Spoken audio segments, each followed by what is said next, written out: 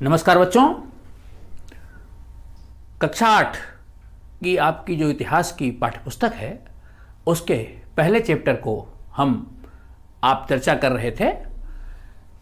कैसे, कब और कहाँ जो पहला अध्याय है उसके जो शेष अंश जिस पर आज हम चर्चा करेंगे वो है कि औपनिवेशिक शासन किसको कहा जाता था। ब्रिटिश शासनकाल में बड़े पैमाने पर जो दस्तावेज हैं, रिकॉर्ड्स हैं, अभिलेख क्यों तैयार कराए गए, सर्वेक्षण क्या है और उसका क्या महत्व था, अंग्रेजों ने उसको क्यों इतना सर्वेक्षण करवाया, अभिलेखागार क्या है, खुशनवीसी क्या है या खुशनवीस क्या है, इन बिंदुओं पर हम चर्चा करते हैं। हमने बताया था कि कुछ इतिहासकारों का मानना है कि जब भारत में अंग्रेजों का शासन चालू हुआ तो इस काल को हमें आधुनिक काल नहीं बल्कि क्या कहना चाहिए, औपनिवेशिक काल कहना चाहिए। वो इसको औपनिवेशिक काल कहने के पक्ष में है। औपनिवेशिक काल इसलिए क्योंकि यूरोपीय आए, पुर्तगाली आए, फ्रांसीसी आए, अंग्रेज आए। पुर्तगाली और फ्रांसीसियों ने भारत के थोड़े हिस्से में राज्य स्थापित किया। अंग्रेजों का राज्य भारत के बहुत बड़े हिस्से पर था। तो अंग्रेजों ने भारत के बहुत बड़े भूभाग पर अधिकार किया और यहां के शासन को संचालित किया। औपनिवेशिक सरकार किसको कहते हैं? जब एक देश दूसरे देश पर अपना प्रभाव स्थापित कर लेता है और वहां की राजनीति, वहां की अर्थव्यवस्था, वहां के सांस्कृतिक तौर तरीके, सांस्कृतिक रीति रिवाज, इनमें बदलाव लाता है। एक देश जब दूसरे देश पर अधिकार स्थापित कर ले, वहां की राजनीति, वहां की धार्मिक स्थिति, वहां की अर्थव्यवस्था, आर्थिक स्थिति पर और वहां के समाज के जो रीति रिवाज हैं उनमें परिवर्तन कर देता है, तो ऐसे शासन को औपनिवेशिक शासन कहते हैं। अंग्रेजों का जब आगमन हुआ तो अंग्रेजों ने भारत के बहुत बड़े हिस्से पर अधिकार कर लिया। प्रशासन अंग्रेजों द्वारा चलाया जाने लगा, ब्रिटिश प्रशासन प्रारंभ हो गया। अंग्रेजों ने राजस्व की नई प्रणाली विकसित कर दी। कर व राजस्व की नई प्रणाली विकसित हो गई। यहां से कच्चा माल सस्ते मूल्यों पर ले जाते थे, सामान महंगे मूल्यों पर लाते थे। अर्थव्यवस्था को उन्होंने प्रभावित किया, भारतीय उद्योग धंधों को लगभग खत्म कर दिया, आर्थिक शोषण किया।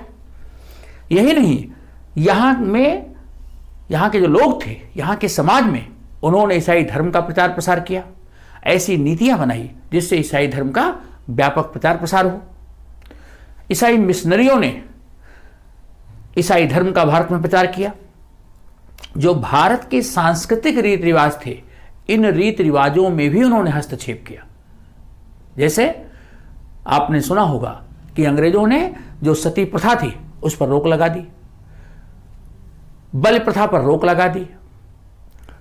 जो विवाह संबंधी कानून था, छोटे उम्र में विवाह हो जाता था भारत में, उस पर रोक लगा दी। यद्यपि सामाजिक कुरीतियां थी, लेकिन समाज में चली आ रही जो बातें थी, जो नियम थे, उन नियमों में उन्होंने बदलाव कर दिया। तो एक देश जब दूसरे देश पर शासन करता है और उस देश की राजनीति में, वहां की धर्म के क्षेत्र में, वहां की अर्थव्यवस्था को, वहां के सांस्कृतिक रीति रिवाजों को प्रभावित करता है, तो उसे हम औपनिवेशिक शासन कहते हैं। ये बात समझ में आ गई? ओके। तो अंग्रेजों का शासन, जिसको हम एक औपनिवेशिक सरकार, औपनिवेशिक शासन कह सकते हैं। ठीक, अंग्रेजों ने अंग्रेजी नियम कानून लागू किए, नई कर प्रणालियां उन्होंने स्थापित की, भारत का जितना दोहन कर सकते थे उतना दोहन किया। इस प्रकार से सामाजिक, आर्थिक, राजनैतिक हर प्रकार से उन्होंने भारत में बदलाव ला दिया। तो ये था औपनिवेशिक शासन। अब औपनिवेशिक शासन के बाद हम पढ़ेंगे कि अंग्रेजों के द्वारा बड़े पैमाने पर इतने रिकॉर्ड्स क्यों तैयार कराए गए। जो दस्तावेज तैयार होते थे, सरकारी रिकॉर्ड्स तैयार होते थे, इनका क्या मतलब था। अंग्रेजों द्वारा जो अभिलेख तैयार कराए गए, देखिए अंग्रेज यूरोप से आए थे भारत पर शासन करने। भारत के बारे में वो जानते नहीं थे, भारत की परंपराओं के बारे में नहीं जानते थे, भारत उनके लिए बिल्कुल नया था। अंग्रेज यूरोप से आए थे और वहां पर जो प्रशासनिक नीतियां थी, नियम थे, जो कानून थे, जो भी निर्णय होते थे, उन पर जो सहमति बनती थी या असहमति बनती थी, किसी विषय पर सहमत हो या असहमति हो, कोई जांच होती थी तो उसकी रिपोर्ट, ये सब लिखित उसका विवरण रखा जाता था।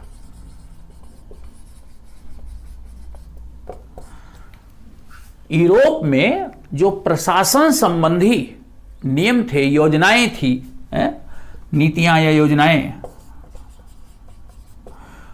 इन सब का लिखित रिकॉर्ड रखा जाता था। और यह लिखित रिकॉर्ड इसलिए रखा जाता था कि मान लो आज राजा ने कोई निर्णय लिया, अगर उसको लिखित नहीं रखेंगे तो आज के 10 साल के बाद अगर उस प्रश्न पर कोई विवाद उत्पन्न हो जाए, वाद विवाद की स्थिति आ जाए, तब प्रमाण क्या होगा। तो भविष्य के प्रमाण के लिए, भविष्य के प्रमाण के लिए यह बहुत आवश्यक था कि चीजों का रिकॉर्ड रखा जाए, क्योंकि अगर रिकॉर्ड रहेगा तो उसमें बाद में वाद विवाद हो सकता है, चर्चा हो सकती है, उसका फिर से अध्ययन हो सकता है।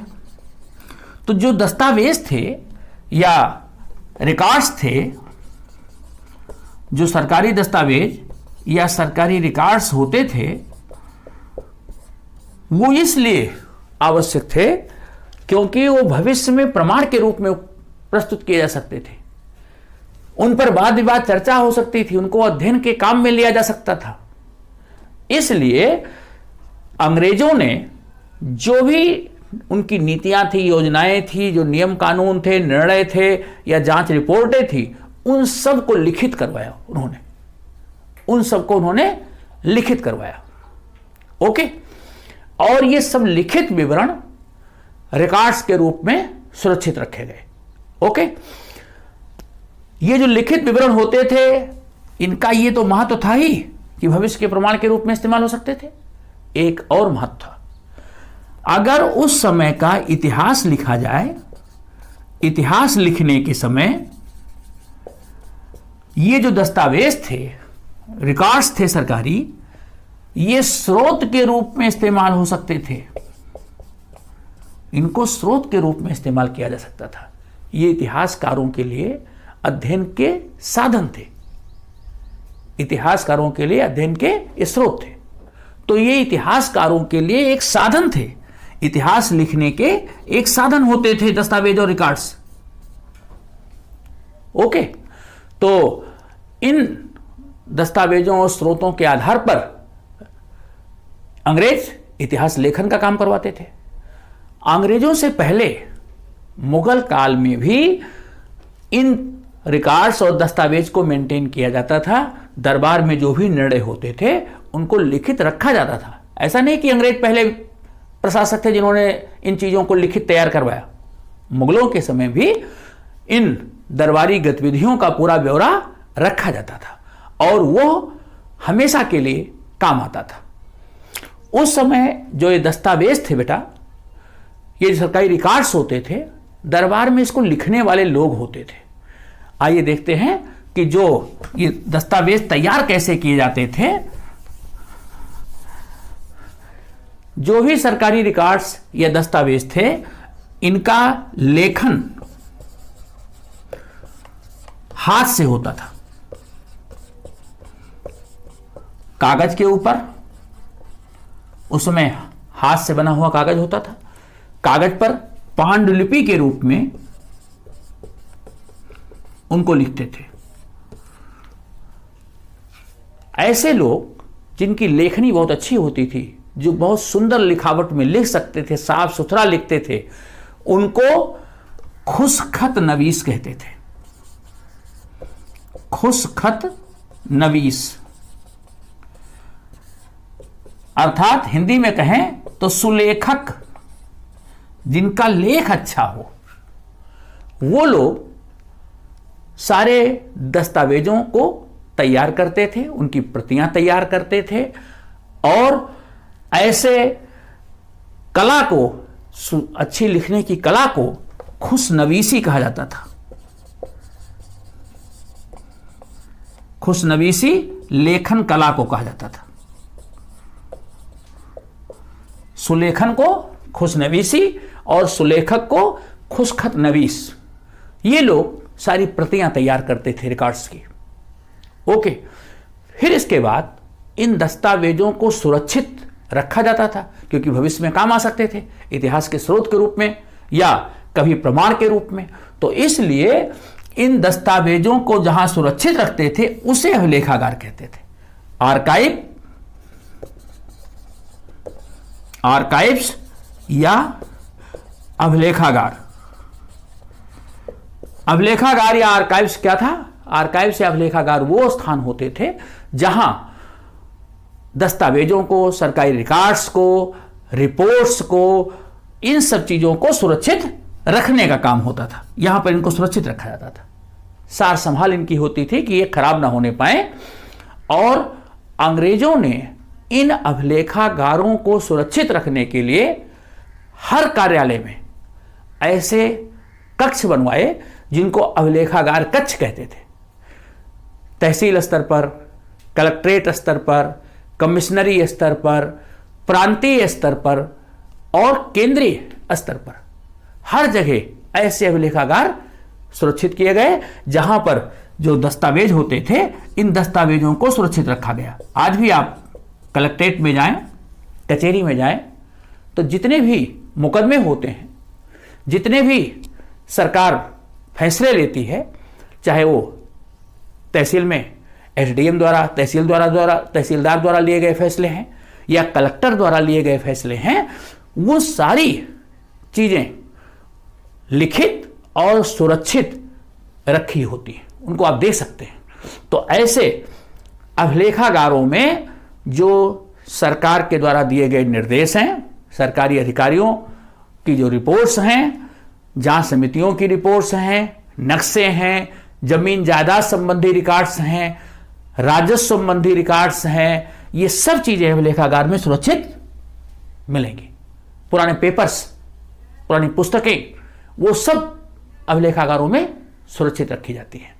तो अंग्रेजों ने इन सब दस्तावेजों के संरक्षण के लिए तहसील स्तर से लेकर के केंद्र तक सारी कचहरियों में, सारे न्यायालयों में रिकॉर्ड्स के संधारण के लिए जो कक्ष बनवाए, उनको अभिलेखागार कहते हैं। वो चाहते थे कि सुरक्षित रहें, इसीलिए जगह जगह पर अभिलेखागार और संग्रहालय स्थापित कराए गए। ओके, तो अभिलेखागार क्लियर हो गया होगा। अभिलेखागार वो स्थान है जहां सरकारी रिकॉर्ड्स और दस्तावेजों को सुरक्षित रखा जाता था। खुशनवीसी सुलेखन कला है। खुशखत नवीस जो अच्छा लेखन करते थे, जो सुलेखक होते थे, उनको खुशखत नवीस कहा जाता था। कागज पर प्रतियां तैयार करते थे, उनको पांडुलिपि कहा जाता था। आगे चलकर के 19वीं शताब्दी में जब प्रिंटिंग प्रेस का विकास हो गया, तो चीजें टाइप की जाने लगी, प्रिंट की जाने लगी, रिकॉर्ड्स को रखना और आसान हो गया। अब हम आगे चल के आपको बताएंगे कि अंग्रेजों ने जो सर्वेक्षण है, वो सर्वेक्षण क्यों करवाया।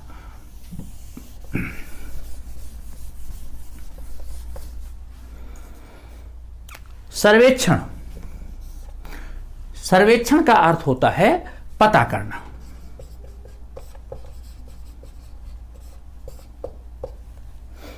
सर्वे करना।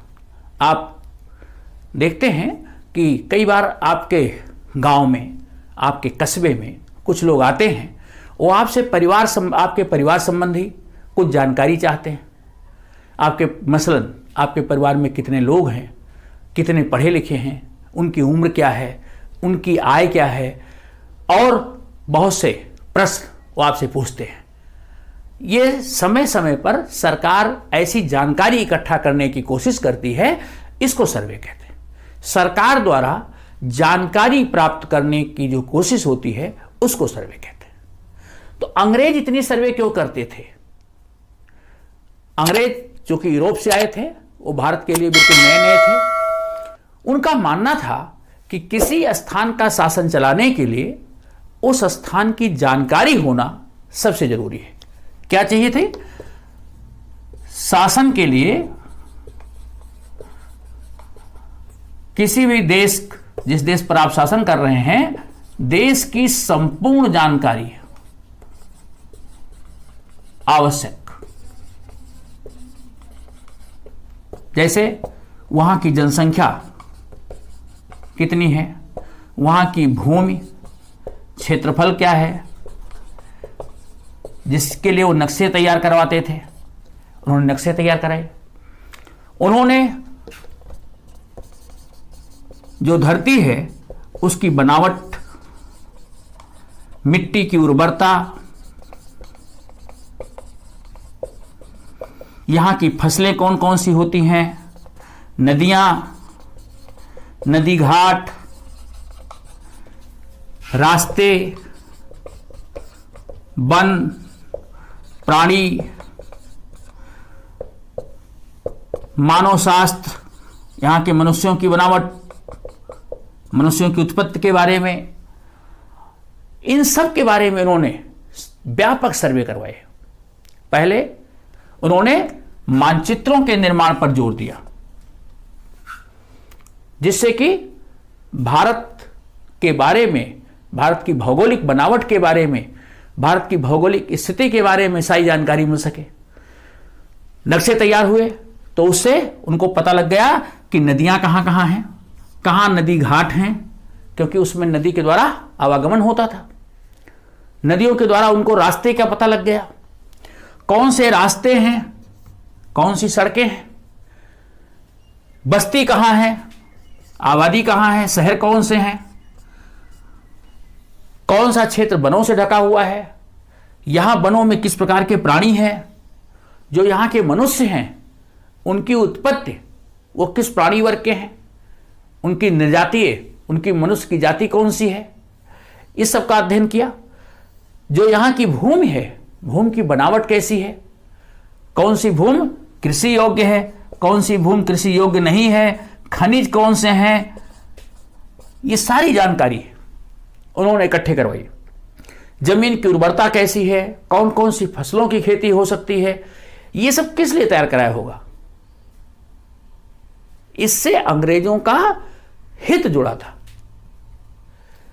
रास्तों की जानकारी, नदियों की जानकारी, उनको पहुंचने के मार्ग का ज्ञान हो गया। किस जमीन पर खेती होती है, किस जमीन पर खेती नहीं होती, इससे उनको राजस्व संबंधी, कर इकट्ठा करने से संबंधित जानकारी हो गई। किस जमीन से कर लिया जाए, कितना लिया जाए, कौन कौन सी फसलें होती हैं और कौन सी फसलें हो सकती हैं, इसकी भी उनको जानकारी प्राप्त की। क्योंकि उनको कई फसलें भारत में खेती करानी थी, जैसे चाय की खेती, कॉफी की खेती, रबर, जूट, कपास, नील, वो इन खेती को करवाना चाहते थे। तो उनको यह भी जानना जरूरी था कि ये फसलें कहां पैदा हो सकती हैं या कहां पैदा होती हैं, तो जिससे कि वो अपने देश ले जा सके। ओके, भारत में कौन कौन से खनिज हैं जिससे यहां से खनिज निकाल करके वो यूरोप ले जाए, इंग्लैंड ले जाए। तो इसलिए उनका ये सब उद्देश्य था और इस उद्देश्य के लिए उन्होंने व्यापक सर्वे कराया। भारत में वन कहां है, केवल वन नहीं, वनों में लकड़ी किस तरह की है, किस प्रकार के वृक्ष हैं, उनसे अच्छी लकड़ी मिल सकती है क्या? तो बड़े पैमाने पर यहां पेड़ों को काट करके यूरोप ले जाया गया, क्योंकि यूरोप में अच्छे किस्म के लकड़ी नहीं होते थे और अच्छे किस्म की लकड़ी का उपयोग उन्होंने पानी के जहाज बनाने में, मकानों में, इसमें किया। तो ये सर्वे के पीछे हर जगह उनका आर्थिक हित निहित था। अंग्रेजों ने इस तरह से व्यापक सर्वे कराया। जो नदी घाट थे, नदी घाटों पर टैक्स लिया जाता था, रास्तों पर, शहरों के बाहर चुंगी ली जाती थी। तो इस तरह से रास्तों से भी टैक्स इकट्ठा करते थे, नदियों से आने वाले सामान पर टैक्स इकट्ठा करते थे। इस सब का उद्देश्य कहीं ना कहीं धन प्राप्त से जुड़ा था। इसलिए अंग्रेजों ने इतने बड़े पैमाने पर व्यापक सर्वेक्षण करा करके सारी जानकारी इकट्ठा की। फिर उसके बाद उन्होंने यहां की जनता के बारे में पता किया, उसका सर्वेक्षण किया, जनसंख्या का सर्वेक्षण किया। आप देखते हैं कि समय समय पर हमारी सरकार जनगणना कराती है। उन्होंने भी जनगणना कराई। भारत में पहली जनगणना अंग्रेजों ने 1872 में लॉर्ड मेयो के समय करवाई, लेकिन ये पूरी हो नहीं पाई। 1872 में पहली बार जनगणना कराने की कोशिश की गई। लॉर्ड मेयो उस समय गवर्नर थे, वाइसराय। उसके बाद 1881 में लॉर्ड रिपन, ये वाइसराय थे, इनके समय में पहली बार जनगणना हुई, लोगों की गिनती की गई। इससे केवल मनुष्यों की संख्या ही नहीं, इसमें जो मनुष्य थे उनकी संख्या, उनकी जातियां, उनके आय वर्ग, इस सब की जानकारी प्राप्त की गई। धार्मिक स्थिति, ये सारे जो डाटा हैं वो इकट्ठे किए गए। 1881 में पहली बार जनगणना हुई और उसके बाद हर 10 वर्ष के बाद जनगणना होती है। तब से जनगणना चलती चली आ रही है। अभी 2011 में हुई थी, अब अगली जनगणना 2021 में होनी है। तो इस तरह 1881 से लगातार हर 10 वर्ष के बाद सरकार जनगणना करवाती है। जनगणना से क्या पता चलता है? जनगणना से सरकार को अपने देश की जनसंख्या की बनावट के बारे में, जनसंख्या की संरचना के बारे में जानकारी मिलती है।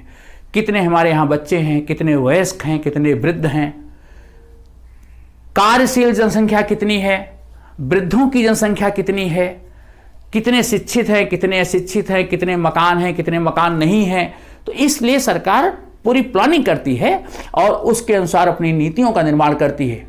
कार्यशील जनसंख्या है तो उसके लिए रोजगार के अवसर बढ़ाए, वृद्धों की जनसंख्या ज़्यादा है तो उसके लिए सरकारी अस्पताल और स्वास्थ्य सुविधाओं का विकास करे। बहुत से लोग ऐसे हैं जिनके पास घरवार नहीं है तो उनके मकानों की व्यवस्था करे। ये सारी डाटा जो जनगणना से आते हैं, उस जनगणना के आधार पर सरकार नीतियों का निर्माण करती है, नीतियां बनती हैं। तो अंग्रेजों ने भी भारत की जो जनसंख्या संरचना है उसके बारे में अध्ययन करने के लिए उन्होंने जनगणना करवाई। जनसंख्या का उपयोग कैसे हो सकता है, कौन सा क्षेत्र जनसंख्या बाहुल्य है, कहाँ शहर है, कहाँ आबादी है, कौन सा क्षेत्र खाली है, उस खाली क्षेत्र का कैसे उपयोग हो सकता है, ये सारा जानने के लिए उन्होंने जनगणना प्रारंभ कराई जो 1881 से चलती रही। ये तो हो गई सर्वेक्षण की कहानी।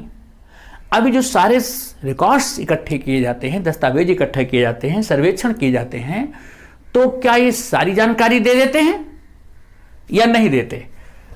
हम इस पर चर्चा करेंगे कि जो सर्वेक्षण है, ये सर्वेक्षण क्या समस्त जानकारी देते हैं या नहीं, समस्त जानकारी देने में सहायक हैं या नहीं। देखिए, जो ये सरकारी सर्वेक्षण है, ये प्रायः वही जानकारी देते हैं जो सरकारी अधिकारी हैं, उनकी सोच, वो जो जानकारी देना चाहते हैं,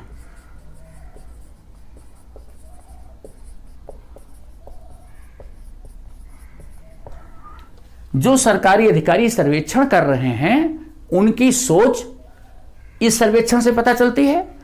जो जानकारी वो देना चाहते हैं वही जानकारी सर्वेक्षण से पता चलती है।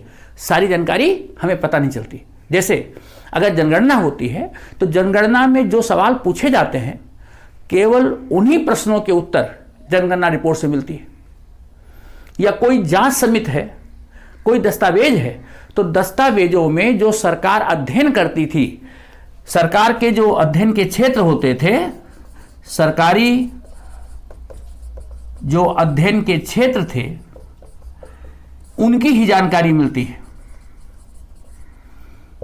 कई बार ऐसा भी होता है, सरकार ने अध्ययन तो ज्यादा किया लेकिन वो जानकारी सारी नहीं देना चाहती, कुछ जानकारी छिपा जाना चाहती है। तो ऐसी स्थिति में बहुत सी जानकारी जो सरकारी रिपोर्ट्स हैं, वो बहुत सी जानकारी को छिपा लेती हैं, जानकारी प्रकट नहीं करती। ऐसी स्थिति में उस जानकारी को सरकार जानबूझ करके छिपा लेती है। तो इसलिए सर्वेक्षण से हमें समस्त जानकारी नहीं प्राप्त होती, वही जानकारी प्राप्त होती जो सरकार देना चाहती है। देश के लोग क्या सोचते थे, उनकी क्या स्थिति थी, उसके बारे में हम कैसे जाने? भाई, सरकारी रिपोर्ट से तो केवल एक सरकारी अधिकारियों की सोच का पता लगा। जो देश के लोग हैं, जो देशवासी हैं, उनकी स्थिति के बारे में कैसे पता लगे? इसके बारे में हमारे पास जानने के क्या स्रोत है? देशवासियों के बारे में जानने के स्रोत थोड़ा मुश्किल है, लेकिन जानकारी फिर भी पता चल सकती है। जैसे अंग्रेजी शासनकाल का अगर उदाहरण लें तो अंग्रेजी शासनकाल में सरकार के बारे में जानने के लिए तो बहुत से दस्तावेज हैं, लेकिन देशवासियों के बारे में जानने के लिए उस समय के जो अखबार हैं, उनमें जो ऐसी खबरें निकलती थी, उससे कोई घटना होती थी उसके बारे में, पत्र पत्रिकाएं, कुछ ऐसे लोग होते हैं जो डायरियां लिखते हैं।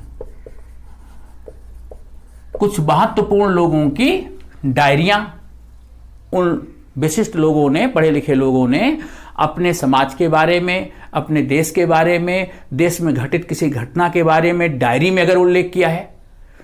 कुछ ऐसे महत्वपूर्ण लोगों की आत्मकथा, जैसे गांधी जी की आत्मकथा है, okay, my experiment with truth. तो ऐसे जो बड़े बड़े राजनीतिज्ञ हैं, जो विद्वान लोग हैं, उन लोगों की जो आत्मकथा है, या कोई ऐसी रिपोर्ट्स जिसको आम जनता ने तैयार किया है, बाजारों में, मेलों में बिकने वाली कुछ ऐसी पत्र पत्रिकाएं, उपन्यास, जैसे आनंद मठ उपन्यास बंकिम चंद्र चटर्जी जी ने लिखा, जिसमें अंग्रेजों के समय के समाज का चित्रण किया गया। इसी तरह मुंशी प्रेमचंद की जो कहानियां हैं, मुंशी प्रेमचंद के द्वारा लिखे गए उपन्यास हैं, भारतेंद्र हरिश्चंद्र जी का नाटक है भारत दुर्दशा। तो उससे भारतीय समाज के बारे में, देशवासियों के बारे में जानकारी मिल जाती है। ये तो बात हुई कि पढ़े लिखे समाज के बारे में, जो देश का पढ़ा लिखा वर्ग था, उसने जो कुछ लिखा उससे भारतीय समाज के बारे में जानकारी मिली। लेकिन देश का कुछ वर्ग ऐसा भी था जिसके बारे में जानकारी प्राप्त करना बहुत मुश्किल है। जैसे जो आदिवासी लोग थे, जो जंगलों में रहते थे, या ऐसे लोग जो खनन कार्यों में काम करते थे, या जो ऐसे मजदूर, गरीब ये लोग थे प्रायः समाज के ऐसे लोग जो उपेक्षित थे, जिनकी तरफ किसी की भी निगाहें नहीं थी, चाहे वो आदिवासी रहे हों या गरीब शोषित मजदूर रहे हों, खानों में काम करने वाले लोग रहे हों। प्रायः इनकी स्थिति क्या थी, वो क्या सोचते थे, उनके बारे में हमें इन पत्र पत्रिकाओं के द्वारा भी ज़्यादा जानकारी नहीं मिलती। ओके, तो इस तरह जो सर्वेक्षण होते हैं, जो सरकारी रिपोर्ट्स होती हैं, वो केवल सीमित जानकारी देती हैं या वही जानकारी देती हैं जो सरकार देना चाहती है, शेष चीज़ों को छुपा ले जाती है। पुलिस रिकॉर्ड्स हैं, अखबार भी हैं, अखबारों के ऊपर भी अंग्रेजों के समय में प्रतिबंध था, सारी रिपोर्ट्स को छाप नहीं सकते थे, इसलिए अंग्रेजों के समय घटित सारी घटनाएं इन अखबारों पत्रिकाओं में भी नहीं आ पाती थी, क्योंकि अंग्रेजों ने इनके ऊपर प्रतिबंध लगा रखा था। ओके, तो इस तरह जो भी सर्वेक्षण हैं, उन सर्वेक्षणों से समझ जानकारी नहीं प्राप्त होती। आपका चैप्टर समाप्त होता है। आपको वीडियो कैसा लगा, अपनी प्रतिक्रिया जरूर दें, और आप चैनल को लाइक शेयर करेंगे साथियों के साथ, सब्सक्राइब करके बेल आइकन भी प्रेस करेंगे। Thank you.